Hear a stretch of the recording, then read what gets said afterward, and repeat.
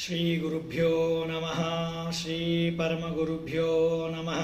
శ్రీమదానందతీర్థ భగవత్పాదాచార్య గురుభ్యో నమః. హరి ఓం. జయతి హరిరచింత్యః సర్వదేవైకవంద్యః పరమగురురభీష్టావాప్తితః సజ్జనానాం నిఖిలగుణగణార్ణో నిత్యనిర్ముక్తదోషః సరసిజనయనోऽసౌ శ్రీపతిర్మానదో నః. ధర్మ విజ్ఞాన వైరాగ్య పరమైశ్వర్యశాలినః ఆనందతీర్థ భగవత్పాదాన్ వందే నిరంతరం. చిత్రైపదైశ్చ గంభీరైః వాక్యైర్మానేరఖండితైః గురుభావం వ్యంజయంతి భాతి శ్రీజయతీర్థవాగ్. నౌమి న్యాయసుధాతికృజ్జయమునీన్ శ్రీపాదరాత్సన్మణీన్ వ్యాసార్యాన్ వివిధాగమాబ్ధివిహరాన్ శ్రీవాదిరాజానపి వందేహం సవరాన్ రఘోత్తమగురోన్ వైదగ్ధ్యవారానిధిం శ్రీసత్యవర్తరాఘవేంద్రమునిపాన్ సద్బోధసధ్యానపాన్. విద్యాయాం విబుధాచార్యం వేదజ్ఞానాబ్ధిచందిరం దుర్మతధ్వాంతమార్తాండం సత్యధ్యానమునిం భజే. సత్యాభిజ్ఞకరాబ్జోత్తాన్ పంచాశద్వర్షపూజకాన్ సత్యప్రమోదతీర్థార్యాన్ నౌమి న్యాయసుధారతాన్. శాస్త్రేషు పారదృశ్వానం శాస్త్రజ్ఞేషు చ వత్సలం దీనభక్తోద్ధారకరం సత్యాత్మానం గురుం భజే. విద్యాపీఠ విధాతారం విద్యావారిధిచందిరం విద్యార్థివత్సలం వందే మహామహిమ సద్గురుం. యైరహం శుకవత్ సమ్యక్ శిక్షితోస్మి కృపాలుభిః తాన్ వందే జ్ఞానపంచాస్యాం సేవకాన్. ఆపాదమౌళిపర్యంతం గురూణామాకృతిం స్మరేత్ తేన విఘ్నాః ప్రణశ్యంతి సిద్ధ్యంతి చ మనోరథాః. శ్రీ గురుభ్యో నమః. హరి ఓం. ద్వాదశ స్తోత్రం 5వ అధ్యాయంలో 7వ శ్లోకాన్ని మనం ఈరోజు తెలుసుకోవడానికి ప్రయత్నం చేద్దాం. మధుసూదన దానవ సాధన వందే దైవతమోదన వేదిత పాద. మనం చూస్తున్నట్టుగా మొదలు శ్రీమదాచార్యుల వారు కేశవ, నారాయణ, మాధవ, గోవింద, తర్వాత మధుసూదన. వెనకటి శ్లోకంలో మనం గోవింద అనేటువంటి పరమాత్ముని యొక్క శబ్ద నామానికి గల అర్థాలను, అదేవిధంగా మిగతా భగవంతుని చెప్పేటువంటి మిగతా శబ్దాలకు కూడా అర్థాలను తెలుసుకున్నాము. ఈ శ్లోకంలో మధుసూదన అనేటువంటి శబ్దానికి, దాని తర్వాత ఇక్కడ వచ్చే శబ్దాలను వేరే విధంగా పదచ్ఛేదం చేసి వచ్చేటువంటి విశిష్టమైన అర్థాన్ని మనం తెలుసుకోవడానికి ఈరోజు ప్రయత్నం చేద్దాం. మధుసూదన అంటే విష్ణు సహస్రనామంలో ఈ శబ్దం వస్తుంది. హిరణ్యగర్భో భూగర్భో మాధవో మధుసూదన అని. తర్వాత మధుసూదన అంటే మధునామక దైత్యం సూదయతీతి మధుసూదన. మధు అనేటువంటి దైత్యుణ్ణి సంహారం చేశాడు కాబట్టి భగవంతుడికి మధుసూదన అని చెప్పి పిలుస్తారు. మధురింద్రియనామేతి తతో మధురిపూదన. తర్వాత మధు అనే శబ్దానికి ఇంద్రియములు అని అర్థం. ఆ ఇంద్రియముల ద్వారా వచ్చేటువంటి ఇంద్రియములు అపేక్షించేటువంటి చెడు వ్యసనాలకు రిపు, శత్రు లాంటి వాడు కాబట్టి మధురిపూదన అని హరివంశం మధుసూదనుణ్ణే మధురిపూదన అని చెప్పి హరివంశం ఈ విధంగా మనకు చెబుతూ ఉన్నది. తర్వాత కైటవ. ఇక్కడ కేవలం మధుసూదన అంటే మధు అనేటువంటి దైత్యుని మాత్రం సంహరించినందుకు భగవంతుడికి మధుసూదన అని పేరు వచ్చింది కాదు. మధు కైటబుడు వారిద్దరు అన్నతమ్ములు, వారిద్దరిని సంహరించినందుకు మధుసూదన అని చెప్పి ఈ విధంగా ఇక్కడ మధుసూదన అని చెప్పి భగవంతుణ్ణి మనము తెలుసుకుంటున్నాము. తర్వాత మధు అనే శబ్దానికి గీత. భారతంలో భారత పారిజాత మధుభూతాం గీతాం ఉపనిబంధద. మహాభారతం అనేటువంటిది పారిజాత వృక్షం అయితే, ఆ మహాభారతంలో మధు లాంటిది గీత, భగవద్గీత. దాన్ని ఆ భగవంతుడు రచించినాడు కాబట్టి దానికి కూడా సూద అంటే రచన చేసినటువంటి వాడు అని అర్థం. మధు అంటే మధువలే ఉన్నటువంటి భారతం అనేటువంటి పారిజాత వృక్షంలో మధువలే ఉన్నటువంటి గీతను రచించినందుకు భగవంతుడికి మధుసూదనుడు అని చెప్పి ఈ విధంగా మనము ఈ విధంగా కూడా ఇంకొక అర్థాన్ని మనం తెలుసుకోవచ్చు. తర్వాత దానవ సాధన. దానవ సాధన, దానవ సాధన అంటే దానవానాం సాధన.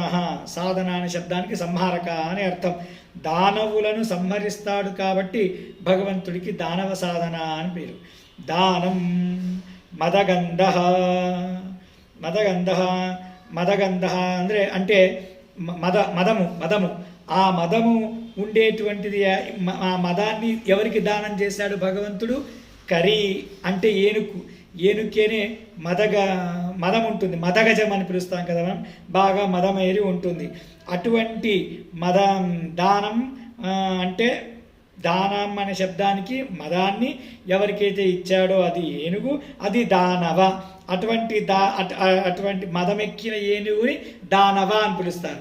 దాన్ని సదన అంటే సంహరించాడు కాబట్టి భగవంతుడికి దానవ సదన అంటే మదమెక్కిన ఏనుగుని సంహరించినందుకు భగవంతుడికి దానవ సాధన అని చెప్పి ఇక్కడ మనకు పిలుస్తూ ఉన్నారు. అంటే ఏ ఏనుగు సంహరించాడయ్యా భగవంతుడు అంటే భాగవత దశమస్కందంలో వస్తుంది. కంసుని సంహార సమయంలో కోలయాపీడ అనేటువంటి మదమెక్కిన ఏనుగుని భగవంతుడు సంహరించాడు కాబట్టి ఆ భగవంతుడికి దానవ సాధన అని పిలుస్తారు. ఇదే దానవ సాధన అనే పదానికి మరొక రీతంగా మనం అర్థాన్ని తెలుసుకోవచ్చు.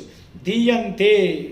దీయంతే ఇది దాన అంటే మనము భగవంతుడికి ఇస్తాము. మనం ఏదైతే ఎవరికైతే ఇస్తామో దాన్ని దానం అని అంటారు. దాన వస అనుంది. దాన వస అదన అని ఈ పదాన్ని ఇట్లా పదచ్ఛేదం చేసుకోవాలి. దాన వస అదన. అదనాని దాన అంటే దేన్నైతే మనం ఇస్తామో వాటిని దాన అంటాము. వస అంటే అర్థమేమి? పదార్థాలు. ఏ పదార్థాలనైతే మనము భగవంతుడికి దానంగా ఇస్తామో వాటిని అదన అంటే స్వీకరిస్తాడు భగవంతుడు. అంటే మనము భక్తితో ఇచ్చేటువంటి పదార్థాలన్నింటినీ కూడా భగవంతుడు స్వీకరిస్తాడు కాబట్టి భగవంతుడికి దానవ సాధన అని ఈ విధంగా మనము పిలుచుకోవచ్చు. తర్వాత దదాతి ఇది దాహ. దాహ అని అర్థం. నవ సదన అని ఈ విధంగా నవ సదన అని ఈ విధంగా పదచ్ఛేదం చేసుకున్నప్పుడు దదాతీతి దాహ దానాన్ని ఇచ్చేటువంటి స్వభావం కలవారు ఎవరు? సజ్జనులు. తేషాం వారికి దా అనవసదన అని విధంగా పదచ్ఛేదం చేసుకోవాలి. దా నవసదన కాదు, దా అనవసదన. దానాన్ని ఇచ్చేటువంటి స్వభావం కలవారు ఎవరో సజ్జనులు, వారిని దా అని పిలుస్తారు.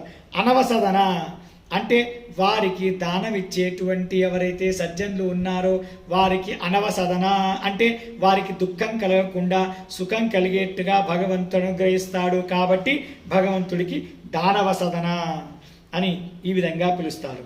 తర్వాత మరి ఇదే విధంగా దదాతీతి దాహ దా నవ సదన అని, దా అనవ సదన అని.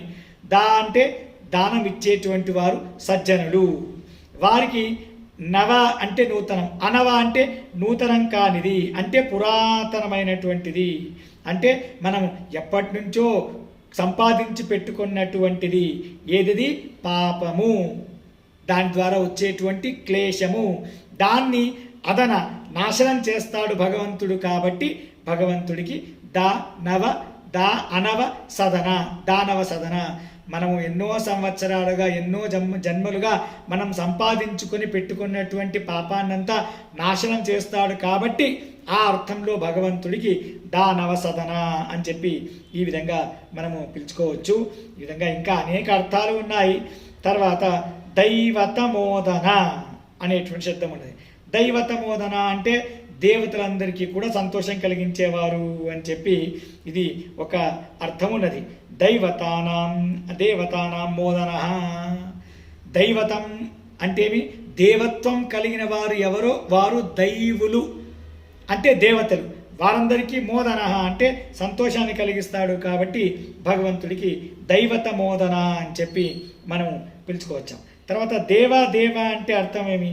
క్రీడాది గుణ విశిష్టుడైనటువంటి వాడు దేవుడు. దేవుడు దేవ అంటే క్రీడాది గుణ విశిష్టుడైనటువంటి వాడు దేవుడు. తస్య ఆ భగవంతుడికి సంబంధులు ఎవరో వాళ్ళంతా దైవులు. అంటే ఎవరు? విష్ణు భక్తులు. వారిని ఆ విష్ణు భక్తులని తేషాం తమసః, ఆ విష్ణు భక్తుల యొక్క తమస్సు అంటే అజ్ఞానం, ఆ అజ్ఞానాన్ని అదనం అంటే స్వీకరించేవాడు, అంటే ఆ అజ్ఞానాన్ని నాశనం చేసేటువంటి వాడు. కాబట్టి భగవంతుడికి దైవత మోదన అని పిలుస్తారు. అంటే ఇక్కడ దైవత అంటే ఇక్కడ ఏ విధంగా పదచ్ఛేదం చేసుకోవాలి మనము అంటే దైవ తమ అదన, దైవ తమ అదన అని పదచ్ఛేదం చేసుకుంటే దేవ అంటే విష్ణు, దైవ అంటే విష్ణు భక్తులు, వారి తమ అంటే అజ్ఞానము, వాటిని అదన అంటే నాశనం చేసేవాడు. అంటే భగవంతుడు తన భక్తులైనటువంటి సజ్జనుల అజ్ఞానాన్ని నాశనం చేస్తాడు. కాబట్టి భగవంతుడికి దైవతమోదన అని చెప్పి ఈ విధంగా మనము పిలుచుకోవచ్చు. తర్వాత దైవతమం, తర్వాత ఇక్కడ దైవతమం ఉదన అని చెప్పి ఈ విధంగా మనం పదచ్ఛేదం చేసుకోవాలి. దైవతమం ఉదన. దైవతమం అంటే ఉత్కృష్ట దైవం. ఉత్కృష్ట దైవం అంటే ఎవరు? పరమాత్ముడే. అందరికిన్నా ఉత్కృష్టుడు సర్వోత్తముడు ఎవరు? పరమాత్ముడే. ఆ పరమాత్ముడి దగ్గరికి ఉదనం అంటే తీసుకొని వెళతాడు. అంటే తన దగ్గరికి తన భక్తుల్ని తీసుకొని మోక్షలోకాన్ని ప్రసాదిస్తాడు. కాబట్టి దైవతమం ఉదన అని పదచ్ఛేదం చేసుకొని తన భక్తులకి తన లోకాన్ని ప్రసాదించి అంటే మోక్షలోకాన్ని ప్రసాదిస్తాడు అనేటువంటి అర్థంలో దైవతమోదన అని ఈ విధంగా మనము అర్థం చేసుకోవచ్చు. తర్వాత దైవతమ ఉదన, ఇంతకుముందు దైవతమం అని పదచ్ఛేదం చేసుకోండి. ఇప్పుడు దైవతమ ఉదన అని ఈ విధంగా రెండు పదాలు మనం ఇక్కడ చేసుకున్నప్పుడు దైవతమం ఉదన. ఉదన అంటే ఉత్కృష్టమైనటువంటి మహిమ కలవాడు. దైవతమం అంటే దైవతమ అంటే దేవతలలో ఉత్తమమైనటువంటి వాడు ఎవరు? వాయుదేవుల వారు. ఆ దైవతమ వాయుదేవుల వారు. ఉదన అంటే ఆ వాయుదేవుల వారికి కూడా వాయుదేవులకింత ఉత్తమమైనటువంటి వాడు, అంటే సర్వోత్తముడు, ప్రాణస్య ప్రాణం అనే విధంగా శృతి చెప్తున్నది. కాబట్టి దేవతల్లో ఉత్తమమైనటువంటి వాయుదేవుల కిన్నా ఉత్తమమైనటువంటి వాడు భగవంతుడు అని అర్థాన్ని దైవతమ ఉదన, దైవతమోదన అనే శబ్దానికి మనము ఈ విధంగా తెలుసుకోవచ్చు. ఈ విధంగా ఇంకా అనేక అర్థాలు ఉన్నాయి. దేవతమ అని అనేక అర్థాలు తెలుసుకోవచ్చు. తర్వాత వేదిత పాద అని ఉన్నది. వేదిత పాద అంటే వేదితౌ అంటే తెలుసుకోవాలని తెలుసుకున్న వారు ఎవరు? భక్తులు. వారందరి చేత తన స్వరూపాన్ని పాద అంటే ఉత్తమానాం స్వరూపంతో పాద శబ్దేన భణ్యతే అని చెప్పినట్టుగా ఆ భగవంతుడు స్వరూపాన్ని బాగుగా తెలుసుకున్న వారు ఎవరు? తన భక్తులు.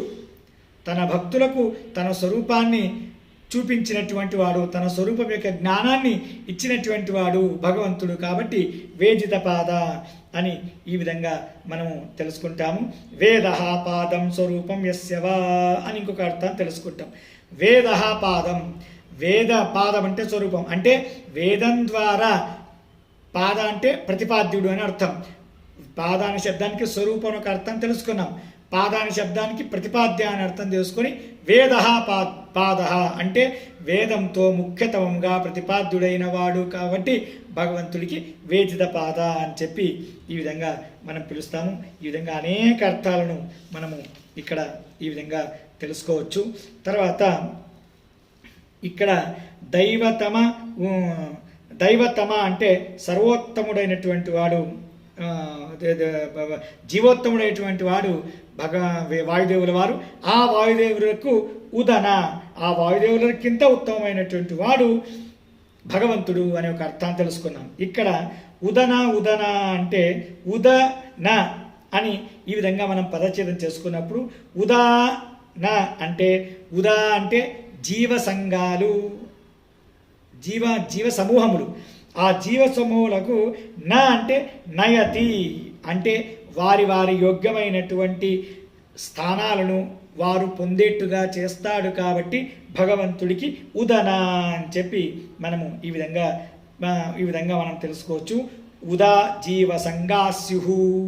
ఉదా అనే శబ్దానికి జీవుల సమూహము అనేటువంటి అర్థాన్ని తైత్తిరీయ ఉపనిషత్తు భాష్యంలో శ్రీమదాచార్యుల వారు ఉదా జీవ సంగాస్యు అనేటువంటి ప్రమాణాన్ని ఇచ్చి ఉదా అనేటువంటి శబ్దానికి జీవ సమూహము అనే అర్థాన్ని రాశారు.